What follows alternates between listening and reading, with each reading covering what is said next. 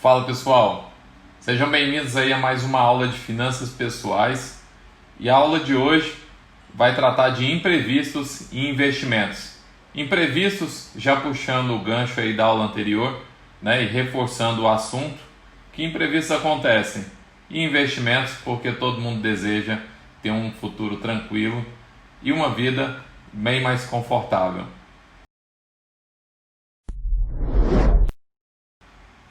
Bem, a respeito de imprevistos, né, eu quero trazer para vocês aqui que é algo que acontece com todo mundo e é importante a gente observar que nós precisamos estar precavidos, né? É um exemplo agora a gente vivendo uma pandemia e nessa situação, uma situação muito atípica na vida da maioria das pessoas, é uma situação que ninguém esperava, né? É algo extremamente impactante. Então, se vocês forem olhar diversos setores da economia, todo mundo foi impactado de alguma forma. E se vocês observarem bem, alguns setores, né, alguns foram favorecidos, né, aumentaram as vendas, mas em outros setores as vendas caíram, a renda caiu. Isso acontece na vida das pessoas também. Então eu quero trazer para vocês o seguinte: imprevistos acontecem, né? Os impactos deles podem ser positivos ou negativos, tá? Geralmente, quando nós estamos numa gestão de uma boa empresa, nós temos um monitoramento de risco, gerenciamento de risco. É o Enterprise Risk Management, né? Para muitos aí de vocês talvez conheçam.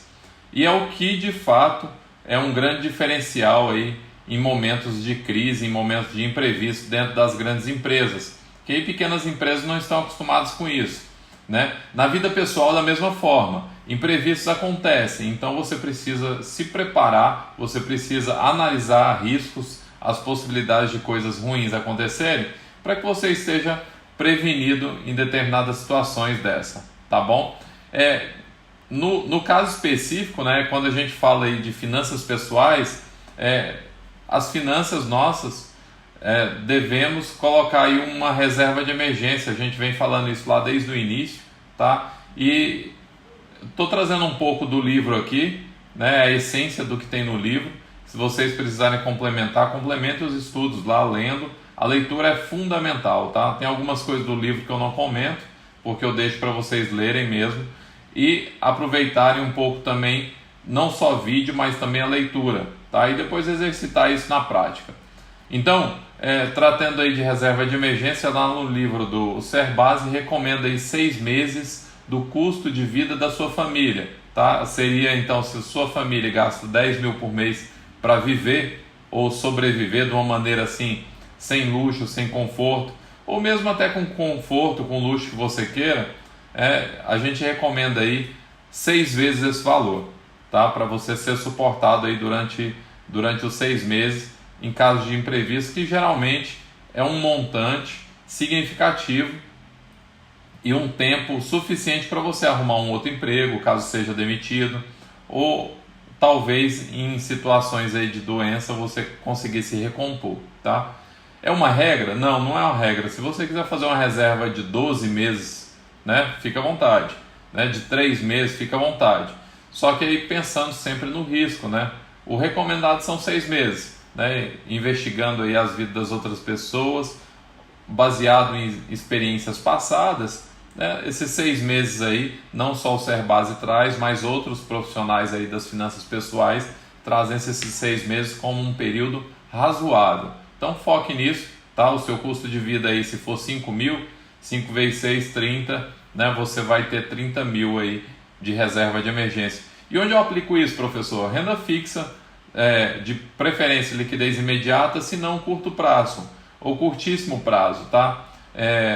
Parte dela eu recomendo liquidez imediata, porque se é emergência você pode precisar a qualquer momento, tá?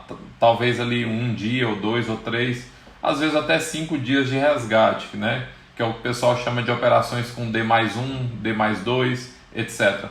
Não são aqueles CDBs que você deixa aí por 10, 15 anos, tá? Deixe sempre a reserva de emergência no curto prazo.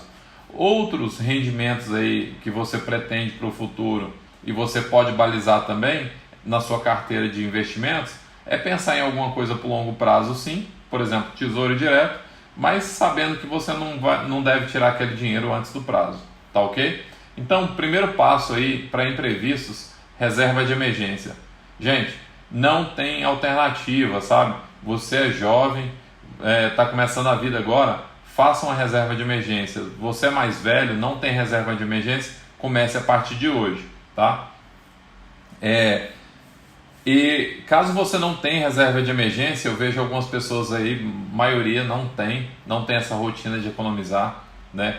E se você tiver que buscar dívidas, né, se endividar por isso, obrigações com terceiros, busque o menor custo possível. A gente viu isso na aula passada, tá? Evite também ser fiador das pessoas. Existem programas aí profissionais no mercado que são fiadores profissionais, né? Você vai fazer um contrato de aluguel, por exemplo, na cidade de Brasília, geralmente as imobiliárias pedem um fiador. Então, assim, evite ser um fiador de alguém, indique sempre um profissional, tá? Para evitar problemas com sua família. Não sei se vocês sabem, mas quando você fia alguém, quando você avalia alguém, provavelmente você, como pessoa física, se for executado e tiver algum bem no seu nome, esse bem pode ser requerido pela instituição financeira mediante ordem judicial, tá? Então fiquem atentos a isso, né? Em caso de não pagamento, o fiador ele é responsável e aí pode atingir o seu patrimônio pessoal, tá bom? É um sinal negativo para a pessoa que tentou buscar o crédito ali no mercado e não conseguiu. E existem seguros fiança, seguros que abrem margem aí para essas pessoas que não têm crédito a passarem a ter esse crédito, e são da mesma forma como os avalistas profissionais aí, tem um custo, óbvio, mas você evita um problema maior caso você seja. Então, assim, falando de dívidas, né, evitem ser fiadores, e se vocês também, de certa forma, precisar resolver imprevistos, né, vocês não têm o rabo preso, digamos assim, tá bom? Bem, se precisar contrair dívida, menor custo possível, tá? Então, dessa forma, considerando essas variáveis aí que eu tenho falado para vocês, tanto na aula passada quanto agora, é importante para vocês resolverem problemas de imprevisto e problemas também da saúde financeira e da sua família, da sua vida pessoal, tá bom? Um ponto-chave nisso tudo, não sei se as pessoas observam, mas é evitar pagar juros. O melhor que você faz é receber juros e não pagar juros. O ato de você pagar juros é algo penoso para o seu orçamento diário, tá bom? Existem algumas exceções, né? Quando nós queremos fazer um projeto, né? Sei lá, uma construção, por exemplo, ou empreender, né? Você pode fazer uma captação de recursos aí junto a uma instituição financeira a um juro aceitável, tá? E aí você tenta negociar, mas de maneira planejada, de maneira organizada, aquelas operações de empreendimento que você vai fazer vai te dar um retorno muito maior do que esses juros pagos, né? Então você acaba de maneira inteligente, né? De maneira habilidosa, trabalhando o recurso de terceiros, de uma instituição financeira, e tirando proveito disso quando você não tem um montante total do recurso para fazer a atividade que você tem interesse em desempenhar, tá bom? Então essa é uma exceção. Eu não estou falando de imprevisto, não estou falando de dívida que às vezes a gente contrai no dia a dia. Então, essas dívidas que a gente contrai no dia a dia, geralmente são dívidas que extrapolam o orçamento, tá? Para o bem-estar da família, a gente acaba fazendo as vontades, os desejos aí no dia a dia e extrapolando o nosso orçamento. Gente, se vocês não conseguem economizar 10 a 15% do seu orçamento no mínimo, tem alguma coisa errada, tá? Pare na sua família, repense e reflita a respeito da situação. Você precisa economizar aí, a minha recomendação pessoal é 30%, tá? No mínimo. Então, 30%, vamos fechar a mão, né? O pessoal brinca comigo que eu sou muito mão fechada. Na realidade não é isso, não. Na realidade é que eu me preocupo tanto com a regularidade mensal quanto com o futuro, tá ok? E eu faço essa sugestão e as outras pessoas inclusive elogiam, né, a consistência que observam na vida financeira da gente nesse sentido. Então, você só tem a ganhar, tá? Evitem dívidas, evitem pagar juros, evitem ser fiadores, tá? E se tiver que pagar dívida, pagar juros, menor custo possível, tá? Custo efetivo total, que a gente viu na aula passada, menor custo possível. Agora, a respeito dos investimentos, eu trouxe uma lista de prioridades aqui na sua vida financeira, tá? Isso é batata, digamos assim. Sigam isso aqui para ter uma receitinha de bolo de sucesso, tá? Rotina de guardar, rotina de poupar. Eu venho falando isso praticamente toda semana aí com vocês, né? Vocês precisam desenvolver essa rotina. E eu venho batendo na tecla também da reserva de emergência, tá? Depositado num lugar seguro. Isso é um pilar que você precisa ter. O número 1 e o número 2, eles constituem um pilar de sustentação presente e futura da sua família, tá? Da sua vida financeira. Então não deixem de fazer isso. Não deixem de fazer a poupança no dia a dia, tá? A economia do seu orçamento doméstico, e não deixem de aplicar essa economia num lugar onde vai te dar um rendimento, nem que seja um pouquinho, mas ele vai crescendo aos poucos e você vai investindo ali num lugar seguro, e numa reserva, assim, numa emergência você pode sacar essa reserva, tá bom? E se não tiver emergência nenhuma, você tem aquele recurso ali para reinvestir depois, dependendo do montante que você tem, tá? Depois de feito isso, depois de ter aprendido isso, aí sim você começa a pensar em renda variável, tá? Ações, fundos de investimento, fundos imobiliários.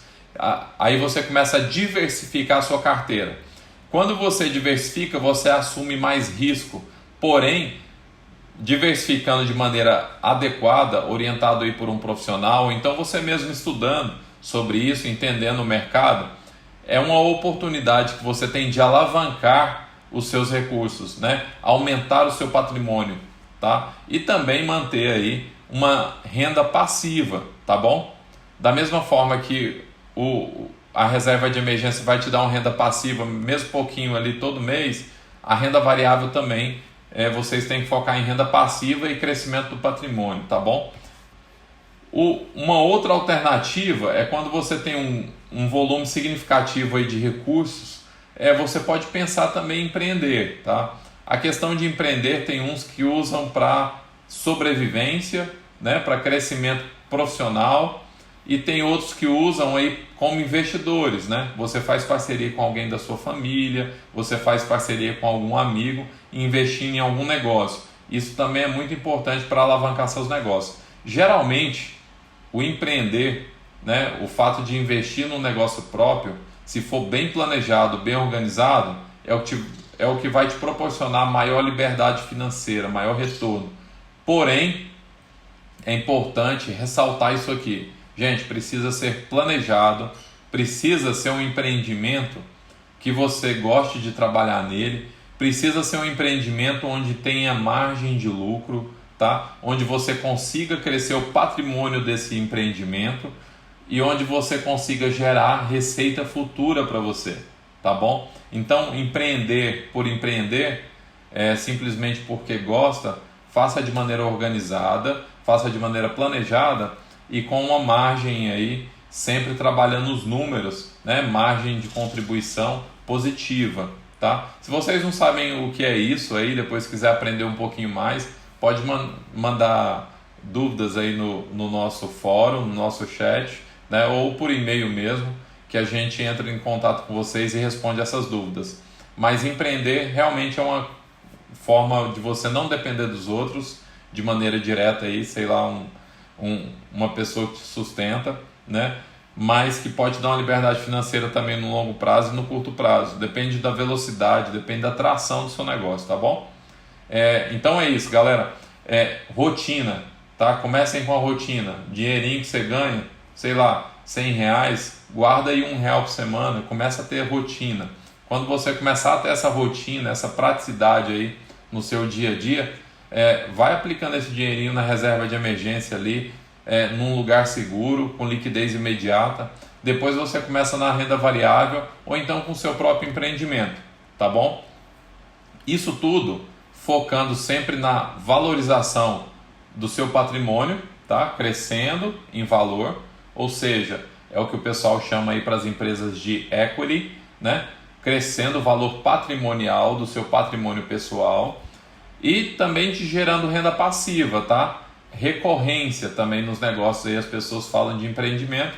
A recorrência é uma sucessão, né, de pagamentos, né, pagamentos recorrentes ali que você recebe no seu fluxo de caixa.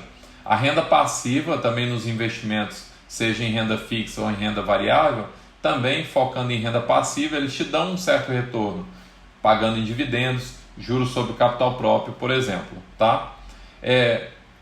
Então, foquem nesses detalhes que vocês terão sucesso aí, tanto na valorização quanto na renda passiva. É algo que vai te dar liberdade financeira no futuro. Tá ok? É isso, pessoal. Até a próxima aula.